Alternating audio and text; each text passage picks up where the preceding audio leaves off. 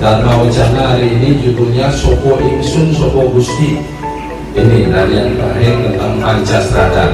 Jadi ini buat pekaluman manusia. Leluhur manusia itu namanya Sang-Hyang Manu di kitab suci Weda. Manu asal katanya mana, mana artinya pikiran. Karena itu manusia disebut manusia karena bisa berpikir. Benar kira-kira? Binatang bisa berpikir kan? Tidak. Tumbuh-tumbuhan bisa berpikir? Tidak. Maka manusia diciptakan oleh Tuhan terakhir setelah Tuhan ciptakan tumbuh-tumbuhan sama binatang. Karena makanan manusia tumbuh-tumbuhan dan binatang. Ini dulu bersyukur jadi manusia. Dengan punya pikiran manusia bisa berbuat baik atau berbuat jahat. Kalau berbuat baik ada jalannya namanya surga. Surga itu bahasa Sanskerta jalan terang artinya. Kalau ini berbuat jahat jalan neraka. Akar katanya neraka, jalan gelap. Cuman sayang hari ini jalan ke surga itu jelek sekali, licin, berliku-liku, bergelombang, maka orang malas ke surga perginya. Jalan ke neraka sudah dihotmix semua, sehingga cepat sekali menuju neraka. Benar tidak? Nah itu. Jadi ini problem kita hidup pakai pikiran kita. Kedua, manusia itu harus kita syukuri ciptaan Tuhan Maha Suci. Tuhan itu satu. Kebetulan di Hindu wahyunya turun di India berupa suara aksara. Oh, aksara. Suara yang turun wahyu di Hindu ini. Manusia belum kenal tulisan zaman itu. Aksara, maka di dunia hanya beberapa negara punya aksara. A artinya tidak, kesara artinya hilang. Aksara artinya kekal abadi. Maka yang kekal abadi hanya Tuhan. Kebetulan di India wahyu itu namanya Brahma. Kalau di Jawa wahyu itu namanya Sang-Hyang Widi. Kalau di Arab namanya Allah. Kalau di Eropa bahasa Latin namanya Tuhan atau bahasa sebutan di Jawa Sang Parangin Umati atau Gusti. Maka judulnya hari ini Sopo Ingsun. Sopo sejatinya Ingsun. Ingsun itu adalah ciptaan Tuhan yang Maha Suci. Cuman manusia sering lupa diri. Baru kaya sedikit, baru punya jabatan sedikit, lupa sama sopo sejatinya Ingsun. Difotorin lewat pikiran, lewat perkataan, lewat perbuatan. Merasa diri lebih tinggi, merasa orang lain lebih rendah. Itulah maka perlu kayak punya HP itu dicas HP-nya. Dicas lewat upacara, lewat sembahyang, lewat berzakat, lewat berbuat baik. Biar tetap sejatinya manusia semestinya sudah baik, tetapi karena sering lupa sama Gusti Sang Parangin Umati, maka dikasih agama. Kitab suci banyak ibarat lampu-lampu lalu lintas menunjuk arah. Lo nggak, kalau mau bangun jam segini, jangan sampai matahari lebih duluan terbit belum bangun, nanti rezeki dipatok ayah. Itu kedua orang tua itu. Kalau di kitab suci namanya 48 menit. Brahma Muhurta itu sudah bangun, sudah nyebut nama Tuhan. Baru kita dituntun hidup hari ini. Menjelang tidur juga berterima kasih, mungkin pernah salah tidak, sehingga dimaafkan oleh beliau. Nah jadi penunjuk arah kalau mau berbuat baik ini, kalau mau berbuat tidak baik ini, semua agama itu punya rambu-rambu begitu. Karena manusia cenderung melanggar makhluk suci ciptaan Tuhan itu. Karena itu kalau ketemu seperti ini sesama ciptaan Tuhan, kalau di Hindu namanya Atma, mungkin yang lain menyebut roh atau jiwa atau apa, sama aja. Jadi Tuhan sesungguhnya satu, cuman bahasa yang nyebut nama beda-beda. Agama sesungguhnya satu, dikasih tambahan belakangnya agama Hindu, agama Islam, ya agamanya satu. Diri Ingsun juga sama, makhluk suci. Nah, tujuan berupacara seperti hari ini, contoh Lenteng linggih itu maksudnya Pak Kepala Desa, izin. Jadi di tempat ini disetanakan satu dengan lenteng ini maksudnya menguatkan lewat pembangunan tempat suci candi ini, biar para suci Tuhan, para dewa, para bahasa yang disebut leluhur tanah Jawa itu bisa ya nengok-nengok anak cucunya gitulah. Maka di dalam itu ada yang khusus untuk setanakan Tuhan, ada yang untuk candi leluhur tanah Jawa. Kalau umat yang masih hidup ingat sama leluhur, didoakan lewat yang paling kanan itu. Karena kita tidak mungkin ada tanpa leluhur. Mungkin tidak orang tua ada tanpa leluhur. Mungkin tidak kita ada tanpa orang tua. Karena itu tidak boleh. Tradisi leluhur jangan hilang. Ini paling penting. Kenapa dulu zaman kerajaan Mataram kuno, zaman Majapahit, Hindu menjadi agama negara? Seolah-olah semua Hindu zaman itu. Hari ini tidak, agama Islam yang terbesar di Indonesia gitu aja. Kalau di India 1,2 penduduk India, 1 miliar masih bukan Hindu. Kenapa habis runtuhnya kerajaan Mataram kuno, Majapahit runtuh, umat Hindu tinggal sedikit? Ini PR buat kita umat sedharma itu. Karena di India orang Hindu beragama kitab suci yang dipatokan. Kita di Indonesia tidak kitab suci. Kalau di muslim tidak hari ini masih kecil diajarin cara bahasa Arab di TPI. Benar tak Pak? Maka dari kecil sudah ada di kitab suci.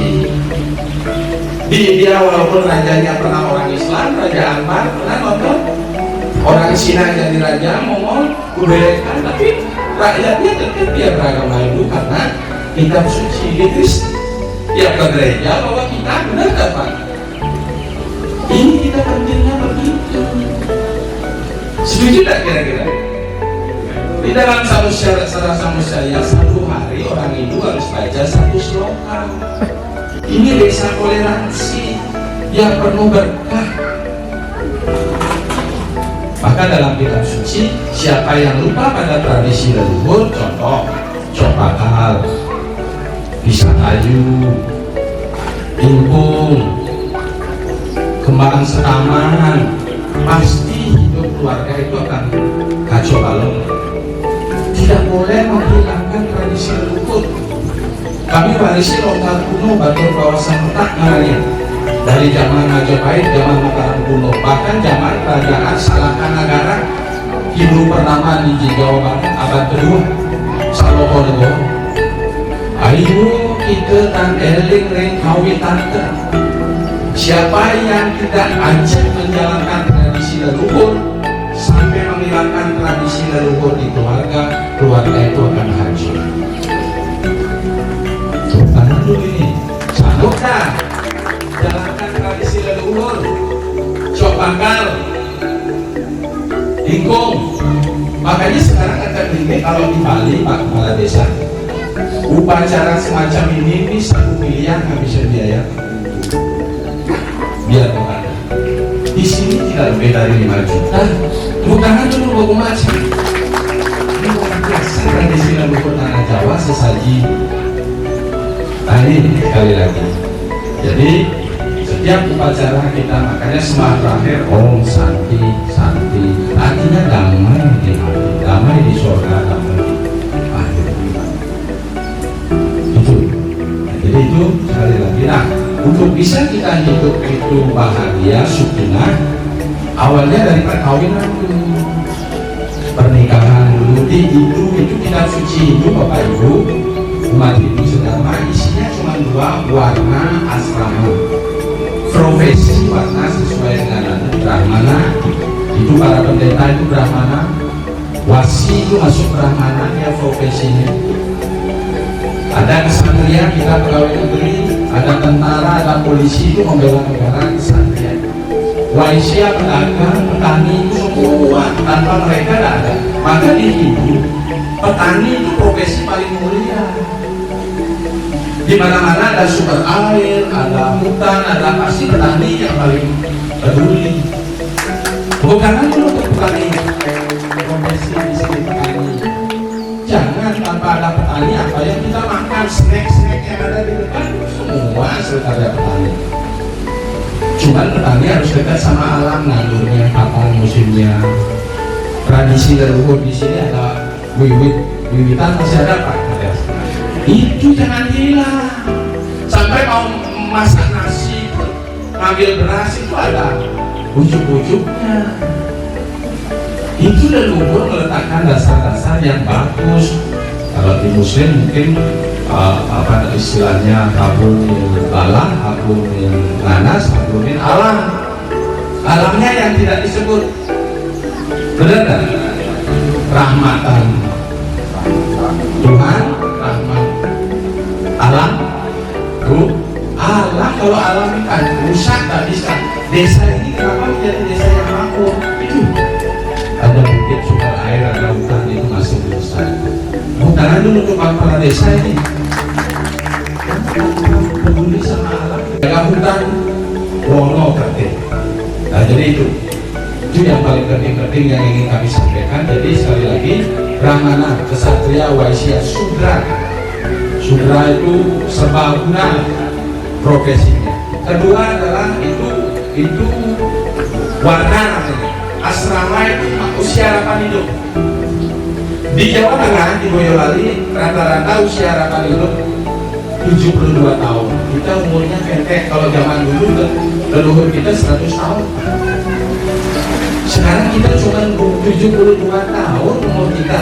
Itu harus dibagi 4 catur asrama. 0 sampai 20 tahun mengejar ilmu pengetahuan dari adik-adik mahasiswa. Ada ritualnya taki takining sewaka guna widya. Kejarlah semua ilmu untuk sukses di dunia dan di akhirat. Di dalam Al-Quran mungkin baik pertama ikhra, baca itu bunyinya. Tanya coba, benar Pak ya?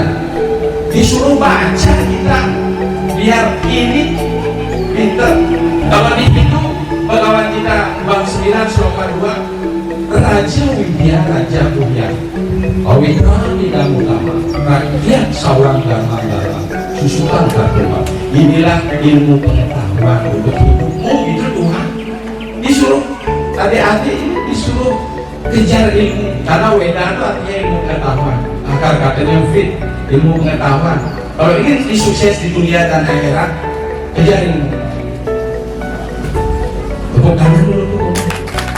Ini yang generasi muda itu tadi yang mungkin lagu Indonesia Raya ya luar biasa itu. Terima kasih itu Brahmacari. Kalau sudah umur 20, kalau undang-undang perkawinan 19 tahun itu silakan ke rumah tangga. Separuh misalnya ruang puluhin awusir. Tujuan ke rumah tangga di Hindu itu ada 4. 1, mengumpulkan kebaikan dharma. 2, mengumpulkan harta untuk melihara hidup. 3, untuk membuat anak sakinah, anak syukuran. 4, untuk moksa hidup terakhir. Mulia sekali pernikahan di perkawinan di Hindu itu. Kumpulin dharma dulu, kebenaran, baru kumpulin harta. Karena susah. Kalau di balai istilahnya ada istilah amah, umah, somah. Amah itu makan, cari makan dulu.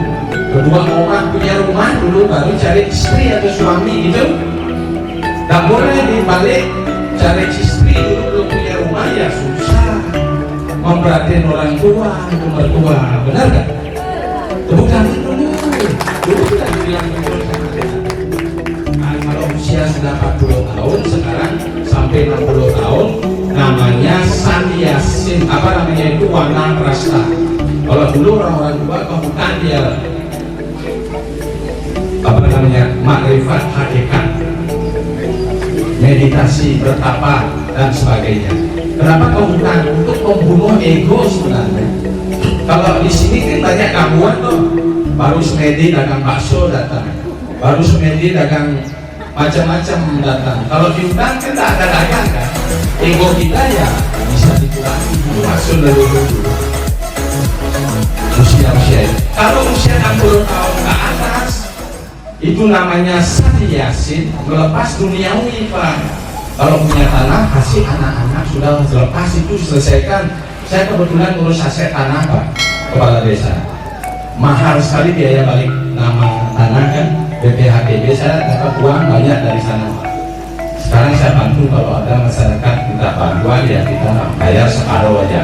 Hari ini saya buatin SK Bupati pembebasan pajak untuk orang miskin yang masuk DPKS, kita bebaskan itu. Kalau saya pensiunan, kita bebaskan itu pajak. Yang petani punya area cuma 30 atau 40 itu udah yang kita bebaskan saja. Ya orang-orang kaya aja dipajakin. Setuju dah? Jadi kalau sudah 60 tahun ke atas, lepas itu keterikatan duniawi. Jangan baru lepas pensiun yang jadi pegawai disuruh nyalek, nanti santai.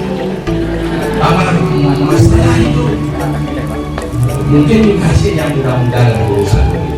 Jadi yang kita kalau sudah 60 tahun ke atas, pati laring, admen tanu, paburokan, artinya keluarnya roh dari badan harus dilatih.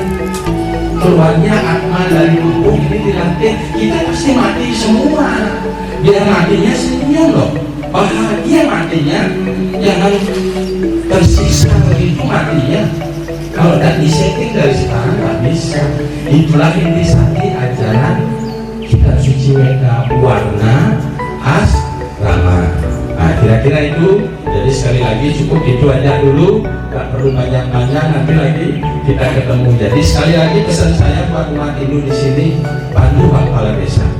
Jadi umat Hindu yang benar di desa ini, doakan beliau biar bisa mengemong semua, pelihara alam ini semua. Jangan tinggalkan tradisi leluhur. Masa warisan aja leluhur disenengin. Bener nggak? Janganlah dilupakan beliau sayang kok sama kita. Makanya dibuatkan candi ini, ya masih dia doakan. Kalau yang masih hidup ini mendoakan yang sudah mati 1000 tahun dia sudah muksan alam surga. Caranya didoakan tiap sembahyang pagi, mohon pada Dewa Yama yang megang leluhur di dunia rohani, nama leluhur saya yang meninggal si A, si B biar menuju alam moksa. Setuju? Benar? Itu tugas yang masih hidup. Kenapa disisakan umat itu sedikit di desa ini? Punya tugas mulia mendoakan leluhur tanah Jawa. Setuju kan? Itu kira-kira tangan dulu. Jadi itu aja yang dapat kami sampaikan. Terima kasih, mohon maaf Bapak, penyampaian saya ada yang kurang berkenan, jadi karena keterbatasan saya Bapak Ibu.